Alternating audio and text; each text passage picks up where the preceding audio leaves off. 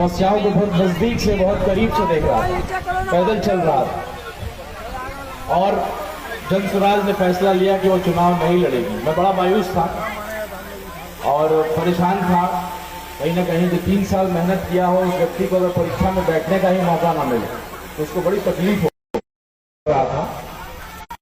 उसी समय हमारे गार्जियन यहाँ के जिला अध्यक्ष नसीम अख्तर साहब का फोन आया, डॉक्टर समीउल्लाह हक साहब का फोन आया, परवेज भाई, सब लोग जुड़े हुए थे, MIM से जुड़े हुए इस ढाका और इस जिला के। उन लोगों ने मुझे फोन किया और उन्होंने बताया कि अगर आप लड़ना चाह रहे हैं, कहीं से हमें जानकारी मिली है कि जन स्वराज नहीं लड़ रहा है, तो क्या आप लड़ना चाहते हैं? मुझे उसी समय मैंने देखा कि भाई जिस जगह पर मैं बैठा हूं और पूजा से संपन्न हुआ और उस समय ये मेरे पास फोन आया तो मेरे मन में कोई संदेह नहीं। मैंने तुरंत फैसला लिया। मैंने उनको कहा कि ठीक है, बिल्कुल मैं चुनाव लड़ूंगा और इस पार्टी और इस अक़लियत समाज के लिए लड़ाई जो मैं लड़ने का प्रयास कर रहा था, इसका कर्ज है मेरे ऊपर। मेरे पिताजी जहां भी पहुंचे, मंत्री रहे, सांसद रहे, मधुबन से आप लोगों ने लगातार उन्हें चुनाव जिताया, उसमें अक़लियत की सबसे अहम भूमिका थी। उसका कर्ज था मेरे ऊपर। अब वो कर्ज और मेरे ऊपर लगता चला जा रहा है। जिस तरीके से मैं घूम रहा हूं, ढाका हो, बरगिनिया हो, खास करके जो अक़लियत समाज का जो प्यार मिल रहा है, मैं तो कर्ज उतारने निकला था लेकिन वो कर्ज और चढ़ता चला जा रहा है।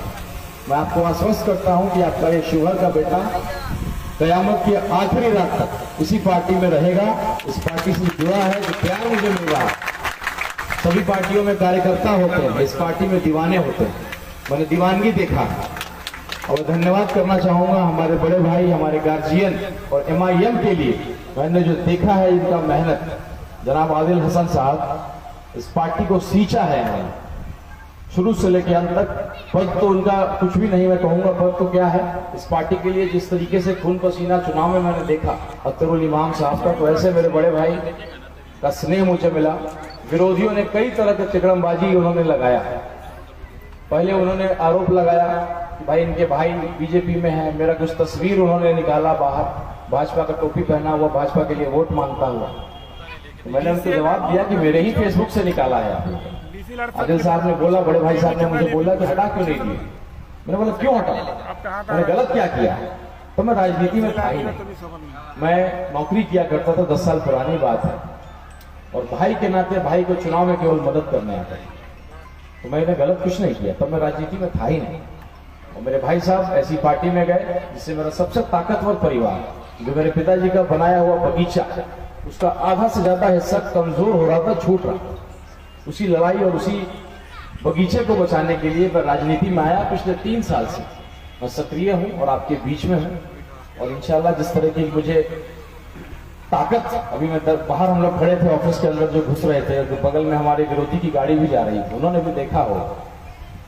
ये तो ट्रेलर है, उनको बता दीजिएगा। सोशल मीडिया में तो आपसे बड़ा क्रांतिकारी कोई साथी है ही नहीं। तो एक RJD वाला जब लिखता है कुछ, ओवैसी साहब के बारे में, हमारे यहाँ की प्रत्याशी, उन्होंने कुछ गलत बयानबाजी किया था, ऐसा आप लोगों ने सोशल मीडिया से लेके ऐसा जवाब दिया कि दोबारा जब सवाल ओवैसी साहब का आता तो बेचारी चुप होकर के साइड से निकलने का प्रयास करती है, कुछ बोलना नहीं चाहती। तो ये ईमानदारी है। हमारे प्रदेश अध्यक्ष जो है अख्तरुल इमाम साहब, 5 विधायक थे इस पार्टी में, 4 को उन्होंने तोड़ लिया, लेकिन हमारे प्रदेश अध्यक्ष को मंत्री, मुख्यमंत्री, क्या क्या ऑफर मिला, लेकिन ईमान के पक्के, और उन्होंने मंत्री पद को लात मार करके ईमानदारी से इस पार्टी के लिए आज भी उतनी ही शिद्दत से काम कर रहे हैं। और इंशाल्लाह इस बार चुनाव वो जीतेंगे। हम मुसलमान भाई किसी से भी मिलते हैं, अस्सलाम वालेकुम व रहमतुल्लाहि व बरकातहू बोलते हैं।